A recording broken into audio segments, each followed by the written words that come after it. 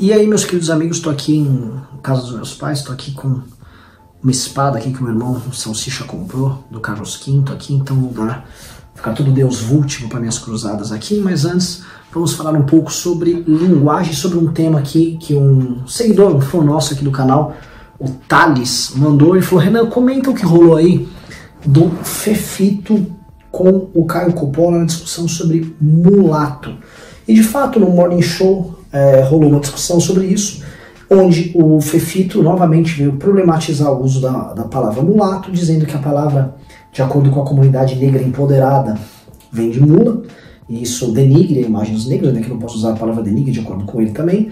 E o Caio Coppola, ele foi, como ele sempre faz, atrás de argumentos objetivos para demonstrar que isso é o uso político e a tentativa de politizar esse debate, alterando a semântica, alterando o significado ali da palavra mulato, né? Inclusive a origem etimológica dela, onde o Caio demonstra que existe um debate se veio do latim mulus, de mesclado, né? De misturado e tal, ou do árabe, mas na prática o Fefito foi lá e colocou que não, que se ofende eles e se um determinado grupo considera que tal coisa é ofensa, então é ofensa e foda-se, né?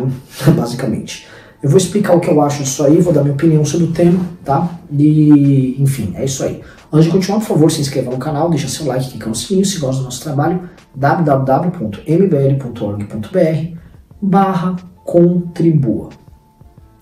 Pois bem, né, eu vou botar o link aqui na descrição, e assim, Heitor, você que vai editar esse vídeo, coloque a droga no link, por favor, né? Fica ruim que as pessoas descobrem que não tem o link, mas desculpa essa bronca aqui ao vivo.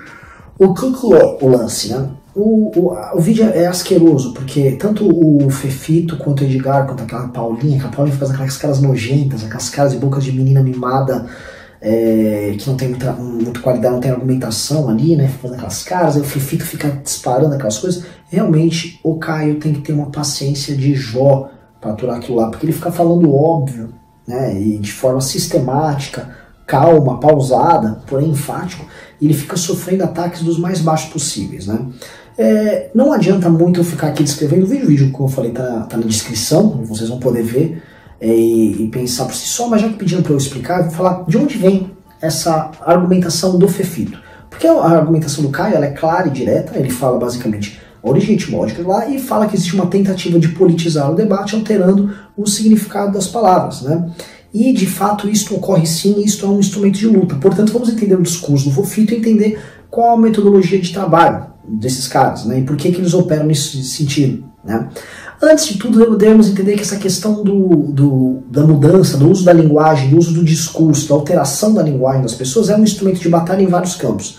Quem não sabe aquele uso do meninix, né, de suprimir gênero, ou criar vários pronomes e formas de tratar as pessoas, agora tem tsei, tse, essas coisas aí para gêneros diferentes, né? Isso aí já foi alvo de um debate ao longo dos últimos anos. Tem um vídeo muito bom do Jordan Peterson, que, Heitor, coloca na descrição também, onde o Jordan Peterson se recusa a aceitar usar esse tipo de pronome, até porque no Canadá eles queriam obrigar por lei que você aceite esses pronomes, né, com novos gêneros, né? E ele achou aquilo uma loucura e ele foi para o debate público se confrontar com isso, né? E ele dizia: não posso aceitar, primeiro, eu acho um absurdo eu ter que aceitar isso por lei, e segundo, que eu também não trataria essas pessoas com os gêneros que elas querem ser tratadas, com os pronomes que elas querem ser tratadas, simplesmente porque ele acha isso uma politização e um uso absurdo, uma deturpação da linguagem. A língua inglesa ali seria alterada, no caso eles queriam alterar inclusive por lei, né? Ou seja, usos e costumes costumam alterar a letra, a linguagem, a forma como as pessoas convivem ao longo dos séculos, mas não, eles querem alterar de forma positivada no sistema normativo, que é uma loucura. E aí ele argumenta ali, o vídeo é brilhante, e nesse sentido é o que está acontecendo agora aqui, né? Com esse assunto de mulato e tal. Basicamente o que o Fefito coloca ali, que a comunidade negra decidiu que mulato agora é ofensivo e você tem que basicamente ignorar o significado objetivo da palavra, né, e do uso histórico dela, e agora que eles falam que é basicamente uma ofensa, você tem que aceitar que é uma ofensa e pronto, né? Porque senão você não está sendo empático, né, como o Edgar diz. E como é que ele age isso, né? Isso aí tem muito a ver com um cara chamado Michel Foucault. Foucault é um dos primeiros caras a trabalhar a ideia da linguagem como um instrumento de poder. Para ele, né, linguagem e discurso eles servem tanto para justificar um sistema de poder pré-instalado, com instrumentos de guerra para você derrubar esse sistema pré-instalado. E é disso que se trata o trabalho do Fefito.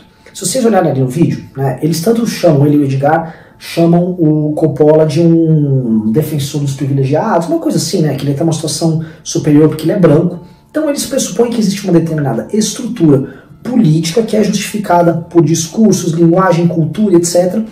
E a linguagem reflete essa estrutura do poder. Mais do que reflete, é dialético, ela reflete e justifica. E aí ela permite que essa estrutura de poder se mantenha intacta, isso de acordo com o Foucault. Então existe a linguagem, o discurso, ele mantém essa estrutura de poder. Paralelamente, ao eles perceberem, né, ao eles crerem que existe essa relação de poder, existe um privilegiado, o cara que está acima na escala, e o cara que está abaixo na escala, no caso eles colocam ali os negros, o Fefito coloca que essa pessoa, então, que está nessa situação de ser explorada, essa situação pior, ela tem direito de fazer essa subversão do sentido objetivo da palavra como instrumento, né, de libertação. Não é instrumento de libertação. Na prática, ele está utilizando ela como instrumento de poder. Né? Ele está querendo dizer o seguinte, que ele usa esse termo no começo do vídeo, a comunidade negra empoderada, ela tem o direito, né, de alterar o significado das palavras, para alterar a linguagem e assim alterar o discurso e ela corroer aquele sistema. E não sou eu que estou falando, quem fala isso é o próprio Michel Foucault. O próprio Michel Foucault, ele aborda esse tema.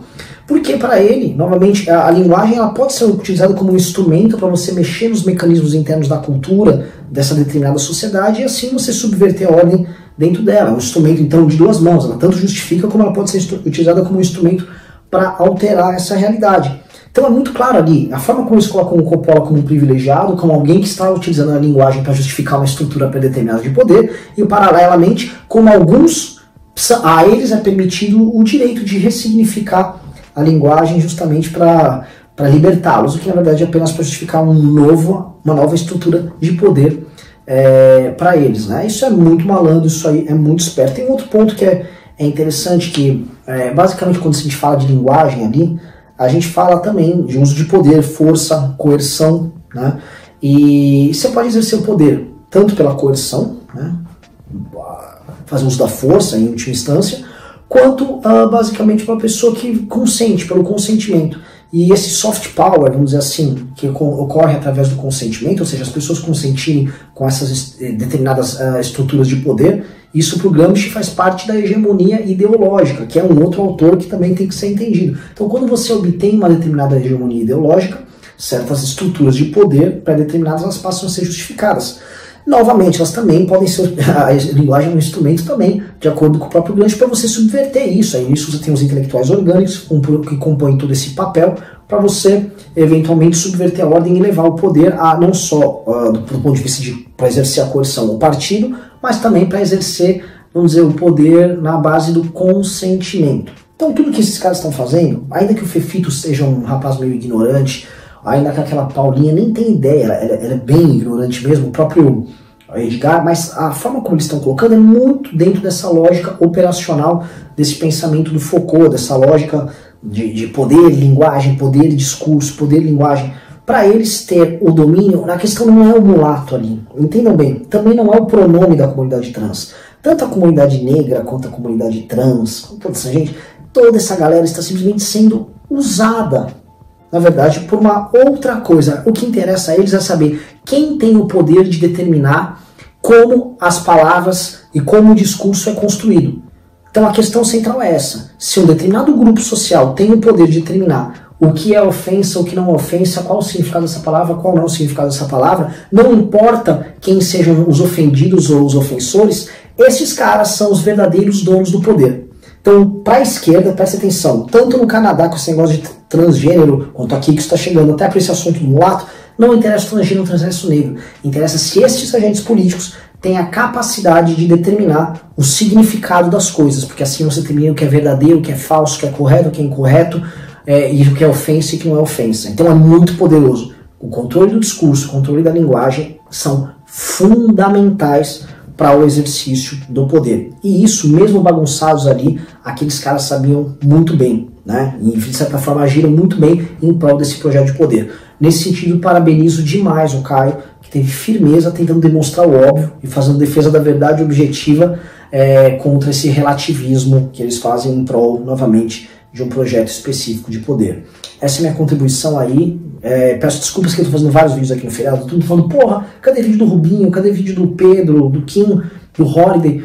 Cara, tá todo mundo no carnaval, eu resolvi ir pra casa dos meus pais, ficar de boa um tempinho, né? Então, falei, vou fazer os vídeos enquanto isso. Tá, vocês não aguentam mais ver minha cara, logo mais acabou, já é quarta-feira de cinzas, mas é isso aí, ó, fiquem aqui com a espada aqui, ó, pra gente entrar no Deus Vult contra esses caras que alteram a linguagem, e é isso aí, um abraço pra todo mundo.